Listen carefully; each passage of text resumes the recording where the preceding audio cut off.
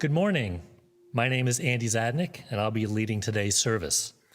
Welcome to the Unitarian Universalist Church of the North Hills. Whether you have been with this church a decade or more, or this is your first time visiting, we welcome you. Whatever your faith and traditions of your past, we welcome you. Whatever your theological stance, we welcome you.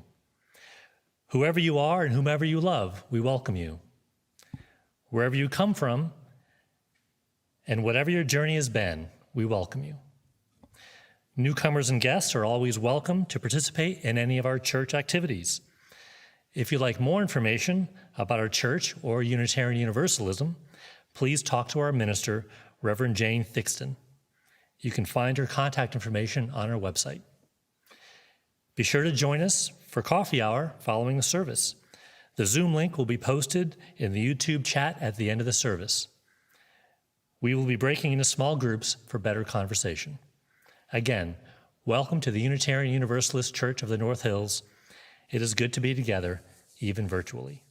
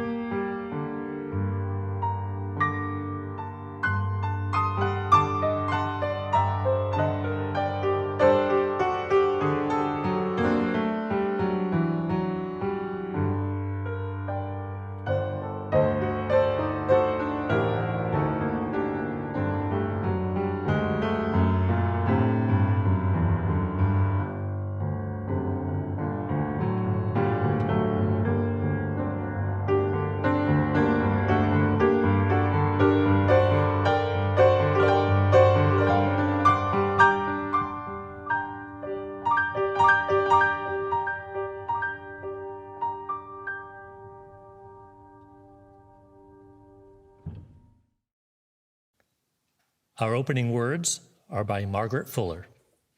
Here, as elsewhere, the gain of creation consists always in the growth of individual minds, which live and aspire as flowers bloom and birds sing in the midst of morasses, and in the continual development of that thought, the thought of human destiny, which is given to eternity adequately to express, and which ages of failure only seemingly impede. We light this chalice, the symbol of our Unitarian Universalist faith, as a signal that we are creating a sacred time to be together, though each in its own place, in order to celebrate our common humanity.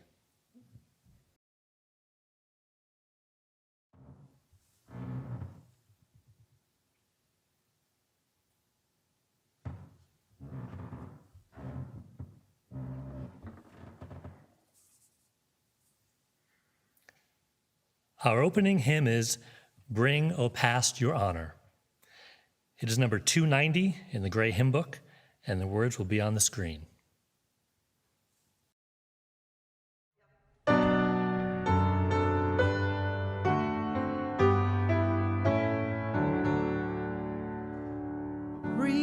all past your honor, bring on time your harvest, golden sheaves of hallowed lives and minds by truth made free. Come, you faithful spirits, builders of this temple, to holiness, to love and liberty. Ring in glad thanksgiving, bell of grief and gladness, forth to town and prairie let your festal greetings go. Voices long departed in your tongues re-echo, praise to the highest, peace to all below. Shrine in frontier courage, Sinai of its vision, home and earth of common quest for life's immortal good. Stand in years of coming, sentinel of conscience, as through the past your stalwart walls have stood. Church of pure reformers, eye and ears undaunted, company of comrades sworn to keep the spirits free.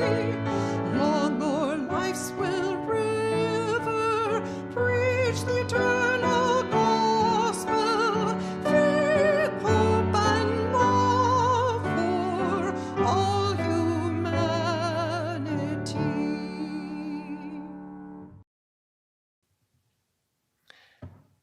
Today's story is one of my favorites. It's called Henry Works, used with permission of Houghton Mifflin Company. This is one of a series of books about a bear who just happens to be a famous transcendentalist. In Henry Works, Henry walks through the woods and fields around a certain famous town about some other familiar characters. See how many you recognize and pay attention, because at least a few will show up in today's message.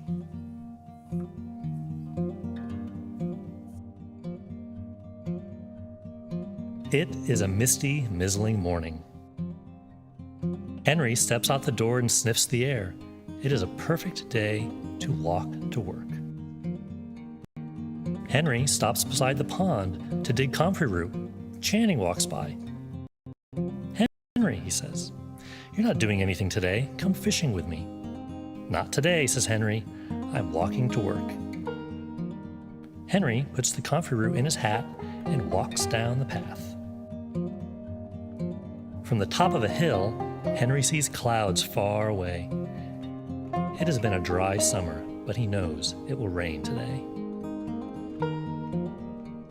The rain will not come until afternoon, so Henry fills his cup with water and sprinkles it on the milkweed flowers. Hosmer meets him on the path. "Are you being a rain cloud today, Henry?" he asks. "I'm walking to work," Henry says. At the brook, Henry cuts a pole from a pine branch. With it, he pushes 3 crossing stones into place. He puts the pine needles in his hat with the comfrey root. Henry tramps a trail across Hosmer's field and finds a fox's den. Mrs. Hosmer is sitting at her front window. Henry calls to her. "Keep your chickens inside tonight. There's a fox around," he says. He leaves a branch of sweet-smelling pine on her window ledge. In town, Henry meets the postmaster. "Henry," he says, "I can't walk on my sore foot. Since you're not working, can you take this letter to Emerson?" "I'm walking to work right now," Henry says, "but I'll take it to him on my way." Henry takes the comfrey root out of his hat and gives it to the postmaster. It will make his foot better. Henry finds Emerson in his garden and gives him the letter. Emerson says, "The woodchucks are eating everything in my garden, Henry." "I can take care of the woodchucks," says Henry. "I'll bring them out to the country on my way to work." Henry plays his flute, and the woodchucks run to him. He tucks one in each pocket and walks off through the woods. In Alcott's field, where Henry sets the woodchucks free, he finds a patch of wild strawberries. He digs up some of the plants and puts them in his hat. Mrs. Alcott is hanging shirts to dry in the yard. "You'll have to bring in those shirts soon," Henry tells her. "It's going to rain in an hour." Henry walks along the road to Hawthorne's house. Inside the fence, the garden is growing wild with grapes and raspberries. Henry takes the strawberry plants out of his hat and finds a perfect place for them in Mrs. Hawthorne's garden. It starts to rain. Henry walks in the millbrook, measuring the shallow water as he goes. Soon he meets old Flint sitting on the bank. "Are you taking a bath, Henry?" asks Flint. "No," says Henry. "I'm just walking to work." Henry climbs out of the brook and into the middle of a big huckleberry bush. He crawls under it to cut away the tangles and picks berries until his pockets are full. Henry marks a path from the road to the huckleberry bush. As Henry walks down the path to his cabin, he meets Channing, carrying his fishing pole. He shows Henry the fish he has caught. "Did you go to work, Henry?" he asks. "I'm just getting to work now," says Henry. "What is your work?" Channing asks. "It's writing," says Henry. "I'm writing a book." Henry turns toward his cabin. All day he has taken care of things in the woods and in town. Now he is back where he started. Inside, he lights a fire. He hangs up his hat and coat. Then Henry sits at his desk to begin his book. Today, he writes, "I took a walk in the woods."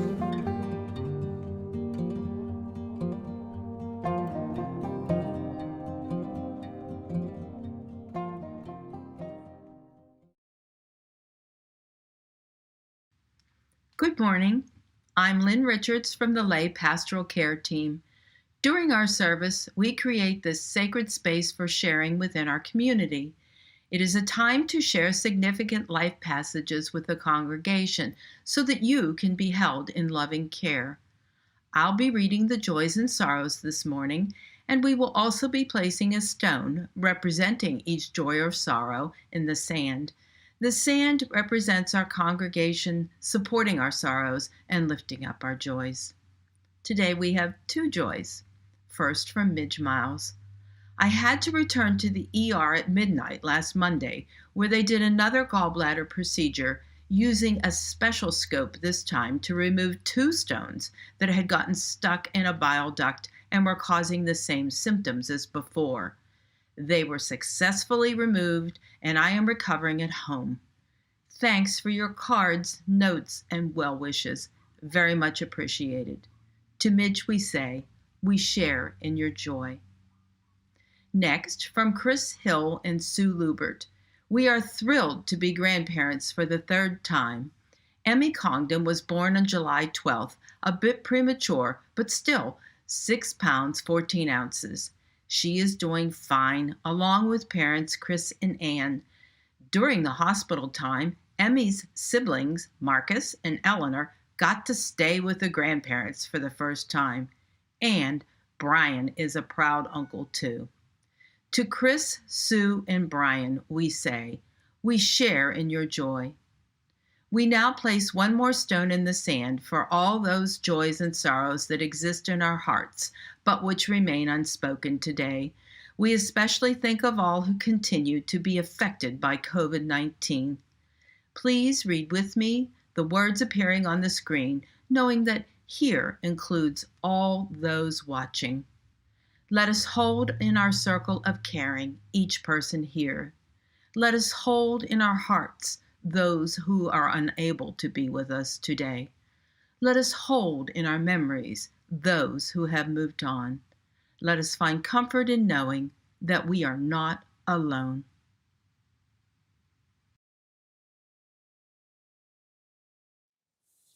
These words are by Reverend William Ellery Channing. The title is The Free Mind. I call that mind free which masters the senses and which recognizes its own reality and greatness, which passes life not in asking what it shall eat or drink, but in hungering, thirsting, and seeking after righteousness. I call that mind free which jealously guards its intellectual rights and powers, which does not content itself with a passive or hereditary faith, which opens itself to light whensoever it may come, which receives new truth as an angel from heaven. I call that mind free, which is not passively framed by outward circumstances and is not the creature of accidental impulse, which discovers everywhere the radiant signatures of the infinite spirit and in them finds help to its own spiritual enlargement.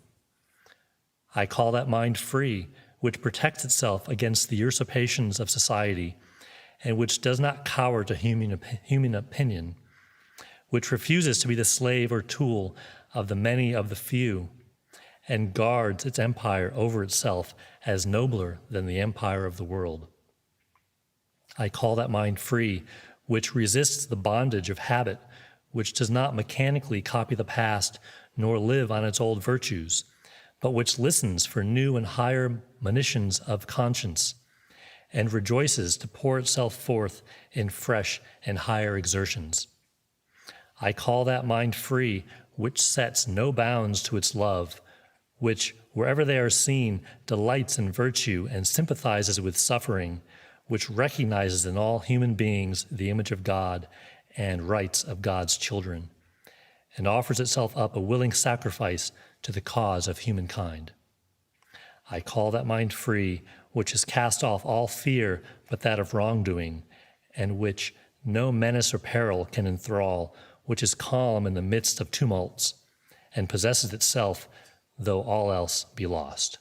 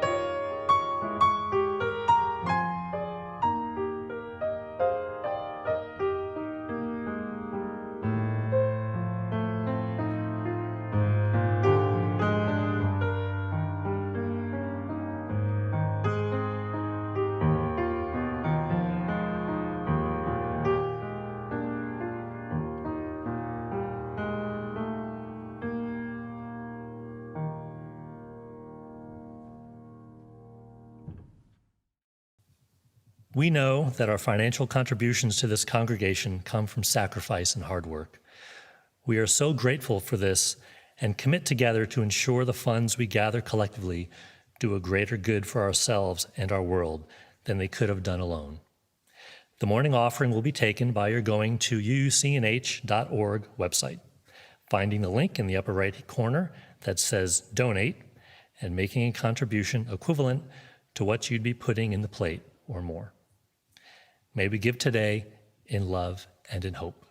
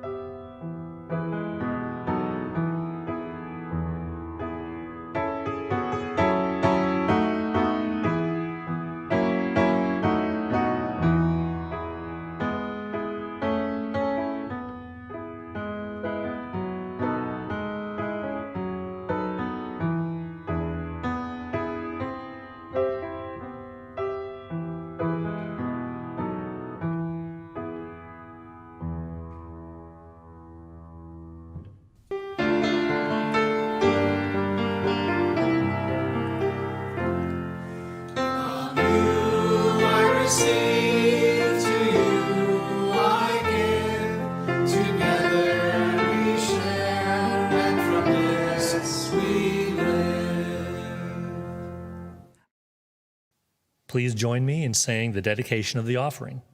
The words will be on the screen. May these gifts and the work of our hands and hearts give power to all we stand for as a community of faith. I was first introduced to the Peabody sisters at least 10 years ago, when Allison and I participated in the UUCNH book club. The selected book was The Peabody Sisters, Three Women Who Ignited American Romanticism by Megan Marshall, and we decided to purchase a copy. I'm sorry that I forget who hosted the discussion, but I was really drawn in by the book. 19th century American history interests me anyway, especially the years leading up to and including the Civil War. Plus, having grown up in Connecticut and with deep New England roots on my mom's side, I can't help but be attracted to what I at least want to perceive was an idyllic time. Contagious diseases and the deadly risks of childbirth notwithstanding. Anyway, how could you blame me for being taken in by this first scene in the book? Just picture it, July 1842, Boston, a house located just off the Common. On the first floor is oldest sister Elizabeth's foreign language bookstore and gathering place for the city's intellectual elite, which included the radical Unitarians James Freeman Clark and Theodore Parker. A school operated by middle sister Mary is upstairs, and in one bedroom is youngest sister Sophia's art studio. On this particular day, Sophia is getting married. Her husband-to-be happens to be writer and historically documented heartthrob Nathaniel Hawthorne. You'll see. After the ceremony, they travel to Concord, where they move into a rented house selected for them by Ralph Waldo Emerson. And in the morning, they admire their orchard and a vegetable garden planted for them by Henry David Thoreau. Before I go further, I must acknowledge my three main sources of information for this story. As I mentioned, Megan Marshall's The Peabody Sisters, published in 2005, is considered the landmark biography of the three sisters. The Peabody Sisters of Salem by Louise Hall Tharp, published in 1950, had been the most well-known biography for decades. And finally, an online biography of the Peabodys written in 2001 by Susan Ritchie for the Unitarian Universalist History and Heritage Society. Let's start with their matriarch. The sisters' mother, Elizabeth, or Eliza Palmer, was from a wealthy colonial Massachusetts family. During the Revolution, with the men off to war, young Eliza watched a household of strong, self-sufficient women sew, knit, raise chickens, and teach school to make ends meet. Eliza later referred to this as a sisterhood. In early 1800, Eliza met a Dartmouth student named Nathaniel Peabody. Later that year, they were both given teaching positions at a new school that was to offer classes for boys and girls. After marrying in 1802 and leaving their teaching posts, Mrs. Peabody would eventually set up her own smaller school, and Mr. Peabody began a somewhat mediocre career in medicine as both a dentist and a doctor. The couple's first child, Elizabeth, was born in 1804, and they would have 3 more daughters, Mary, Sophia, and Catherine, who died in infancy, and 3 sons, Nathaniel, George, and Wellington. The Peabodys eventually settled in Salem, Massachusetts, where their children were raised on religious teachings considered progressive for the time, yet never that far removed from Puritan roots. For instance, while Mrs. Peabody rejected the idea of original sin, she believed that as a result of the fall of Adam, women were to endure special sufferings. She also believed the world was essentially wicked, which daughter Elizabeth flatly rejected. If the world was wicked, she was going to fix it. In fact, all 3 sisters believed that humans were innately good. It was during these early years in Salem that the family experienced the debate that was raging in churches across New England. What is the nature of God? Benign or vengeful? Trinitary or unitary? In 1811, 7-year-old Elizabeth's life was changed forever when she first heard a guest sermon delivered by Reverend William Ellery Channing. Channing had not yet declared himself a Unitarian, but he was preaching a religion based on divine forgiveness and spiritual inquiry rather than spiteful authority. After the sermon, Elizabeth was left with the feeling that perhaps her mother's version of the punishing God wasn't the only choice. In addition to exposing her daughters to early Unitarian thought, Mrs. Peabody saw to their education and encouraged them to become teachers themselves. Remember that teaching was one of just a couple professions that single, educated, and respectable women could have at that time, the other being governess. Mr. Peabody also tutored the girls, teaching Elizabeth Latin and eventually inspiring her to learn a total of 10 other languages. As a young adult, Elizabeth was drawn to the intellectual center of Boston. She moved there in 1822 and established a private school for girls. Unfortunately, despite support from influential Unitarian acquaintances such as Eliza Cabot, the school failed to attract enough students to survive for more than a year. The struggling Elizabeth reluctantly decided to accept a job in Maine as teacher and governess for the influential Unitarian family of Benjamin Vaughan. After some initial success, and ever eager to arrange her sisters' lives, Elizabeth wrote from Maine to suggest that Sophia take up the job with the Vaughans while she herself took a different position with a nearby family. Sophia resisted, saying at first that she wasn't qualified physically due to her short stature. At age 14, she wasn't quite 5 feet tall. Though the more likely reason were the migraines she suffered from, likely brought about by being dosed as a child with mercury as a treatment for teething. So, at Sophia's suggestion, it was agreed that 17-year-old Mary would travel to Maine and take over the school that Elizabeth had started. Meanwhile, Sophia began pursuing a future in art. Elizabeth arranged lessons for her with the finest artists and teachers Boston had to offer.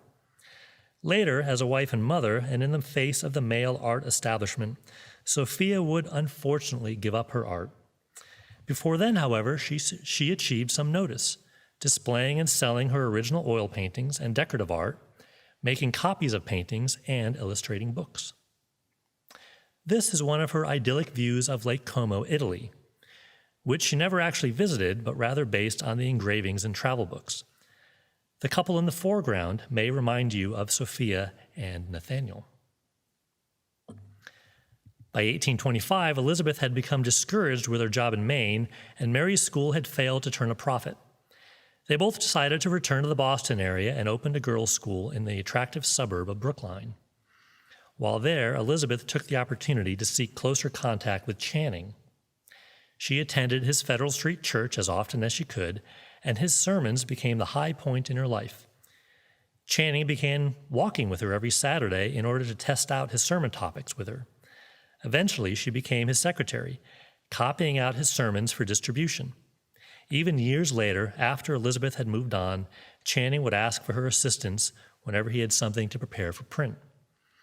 Elizabeth's adoration of Channing lasted a lifetime. In her 80s, she published the highly complimentary Reminiscences of Reverend William Ellery Channing.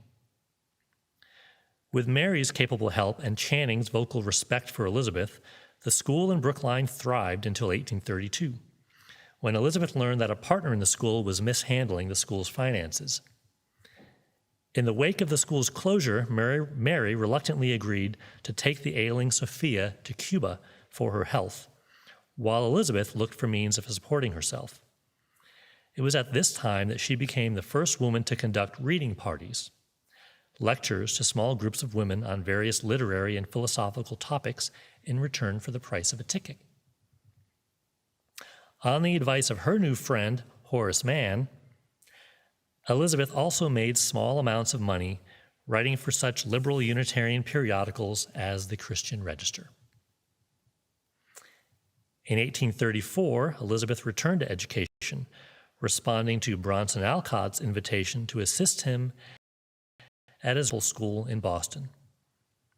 She taught some of the standard subjects, such as Latin and geometry, and kept an exact record of Alcott's interactions with his pupils as a means of informing the public about this radical experiment. When Mary and Sophia returned from Cuba, Elizabeth suggested that they both join her. Mary taught German and Spanish for a short time, but then returned to Salem to open her own school, with Sophia joining her to teach drawing. At the beginning of the Temple School experiment, Elizabeth's educational philosophy seemed quite consistent with Alcott's. He believed that, once children were aware of the spark of spirit within themselves, they would understand the universal expression of justice and be moved to act compassionately. Elizabeth wrote, "To contemplate the Spirit in ourselves and in our fellow man is obviously the only means of understanding social duty and quickening within ourselves a wise humanity. In general terms, contemplation of spirit is the first principle of human culture, the foundation of self-education." In essence, Elizabeth's own educational philosophy was a practical application of the Unitarian optimism as to the inherent human goodness, especially of the young. She also believed in the ideas of intellectual delight and curiosity as the means of inspiring children both to enjoy learning and also to take on greater moral responsibility. Children are to be guided to make a beginning in all the arts and sciences without interference with their spontaneity, the instinct of imitation being so used as to give them order without constraining them. Their young brains ought not to be exercised in chopping logic. Their pure imaginations should wander free into the eternal reason. Elizabeth's collection of notes on Alcott's dialogues with his students was published as Record of a School in 1835. In her preface to the book, Elizabeth attempted to distance herself from Alcott, praising many of his methods, but also suggesting how they might be misunderstood. When Alcott sought to publish Conversations with Children on the Gospels the following year, Elizabeth was cautious. More sensitive to issues of modesty than Alcott, she felt that Conversations, with its discussion of the Bible and topics that included human conception, went too far, not for her own taste, but for America at large. In his discussion with his students, Alcott had made statements such as, Love Forms Babies, which today seem pretty tame, but at the time were considered outrageous. It also represented the first example of anything like sexuality education in the schools. Anticipating the controversy, Elizabeth told Alcott, "Why did prophets and apostles veil this subject in fables and emblems if there were not a reason for avoiding physiological inquiries, etc.? This is worth thinking of. However, you as a man can say anything, but I am a woman and have feelings I dare not distrust, however little I can understand them or give an account of them." When Alcott refused to even modify conversations, Elizabeth broke with her connection to the school and returned to Salem. Of course, she was right about the reception of the book. Soon after its publication, it was denounced as absurd, blasphemous, and obscene. Not surprisingly, parents removed their children from the school and it was closed. As a footnote, you may be more familiar with Bronson Alcott as the father of Louisa May, author of Little Women. It's also worth noting that one of Louisa's younger sisters was initially named Elizabeth Peabody Alcott. Though after the falling out over conversations, the little girl's middle name was changed to Sewell. The Peabodys' retreat to Salem was not all bad. In 1837, Sophia met their neighbor Nathaniel Hawthorne. As he came to call on Elizabeth, who had identified his talent early.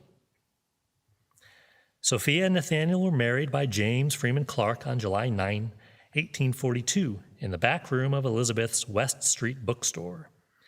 2 years later, the Hawthornes' first child, Una, was born, followed by a son, Julian, and another daughter, Rose.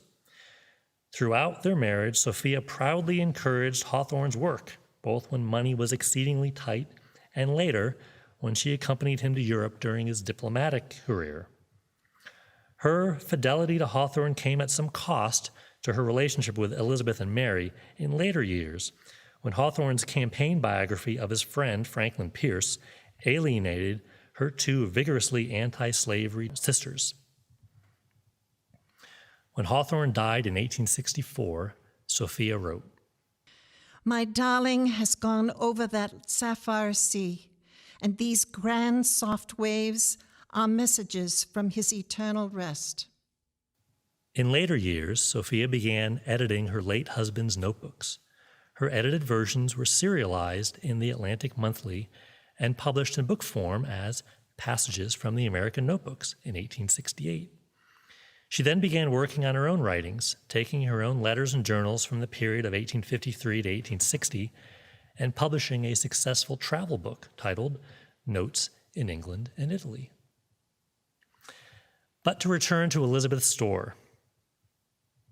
It opened in 1840 as a bookstore and circulating library, specializing in books and journals imported from Europe.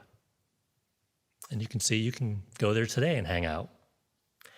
In response to her plan for the store, Channing said, "I see nothing in the business inconsistent with your sex. I have a great desire to see a variety of employments thrown open to women, and if they may sell anything, why not books? The business seems to partake of the dignity of literature." Indeed, for a decade, the bookstore was the chief gathering place for transcendentalists and social reformers. It was here that Margaret Fuller held her famous Conversations for Women. During this time, Elizabeth also published the famous transcendentalist journal, The Dial, for 2 years, and in 1849, her own aesthetic papers appeared, including in its only issue the first publication of Thoreau's Essay on Civil Disobedience. On May 1st, 1843, the bookstore was the site of another family wedding as Mary exchanged vows with Horace Mann. Mary had been infatuated with Mann since well before her trip to Cuba, though while there she had imagined that perhaps he was in love with Elizabeth, causing some hard feelings between the sisters. Mary had been of service to man well before their marriage, contributing lessons to his common school journal. She continued to contribute to man's career as an advocate of public schooling, a reform-minded congressman, and president of Antioch College. The Manns had 3 sons, Horace Jr., Benjamin, and George.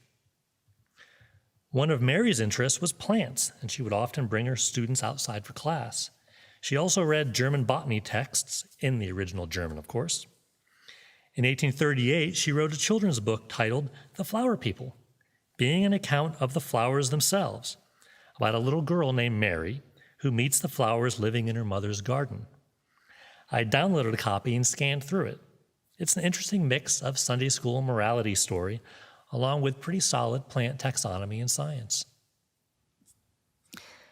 All the flowers wished to speak at once, and as they called Mary from every side, she knew not which way to turn. The pale uvularias rang their yellow bells with all their might, that she might come and hear how they were related to the lilies, and see their little tubercles inside their petals, and how their stems pierced through their leaves.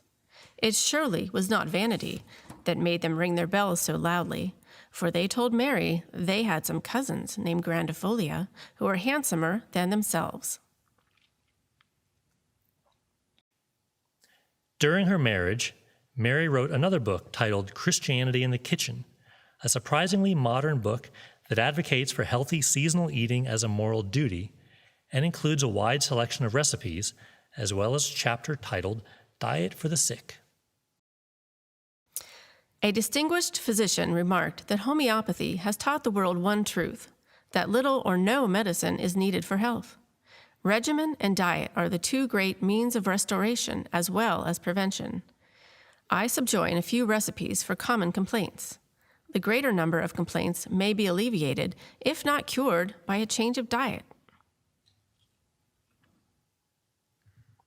When man died in 1859, a heartbroken Mary returned to Elizabeth, purchasing a house for herself and her sister in Concord. There, the 2 sisters once again opened a school while Mary set about writing a biography of her husband and collecting his works. Elizabeth's passion was now for kindergartens and the theories of German educator Friedrich Froebel. Froebel rejected fear-based discipline and emphasized the importance of fostering children's curiosity about nature and their own senses. Together, Mary and Elizabeth published a book titled Moral Culture of Infancy and Kindergarten Guide in 1863, which explained some of the new ideas. Further influenced by Horace Mann's belief that public education could create citizens who would celebrate democracy and work to eradicate social injustices, and Channing's belief that evil could only be transmitted to innocent children through an evil and unjust environment, Elizabeth became especially interested in the possibilities of a free public kindergarten in disadvantaged neighborhoods.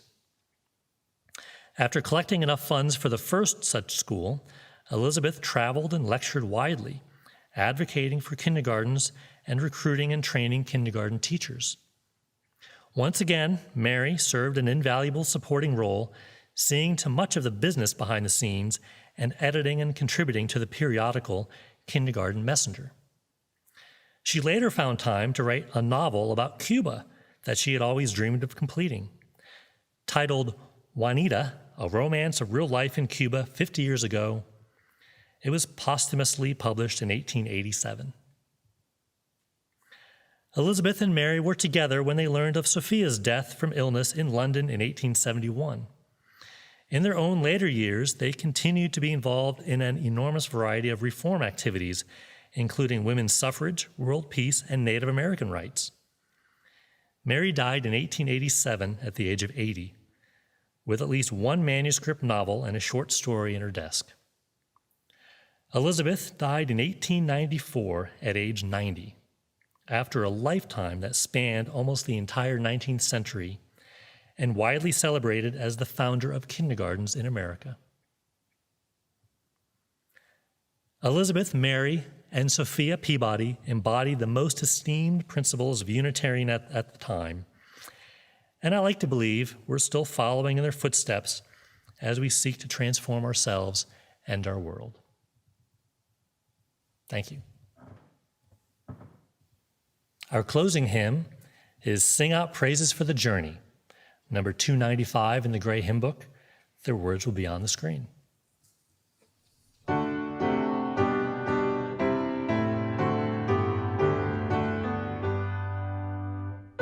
our praises for the journey, pilgrims we who carry on, searchers in the soul's deep yearning, like our forebears in their time.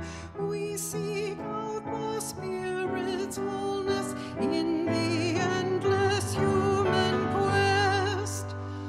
Look inside your souls, the kindling of the hope wildfires renew.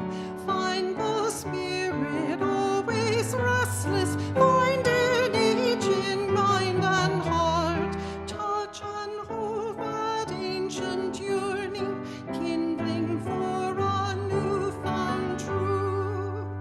Stand we now upon the threshold, facing futures yet unknown.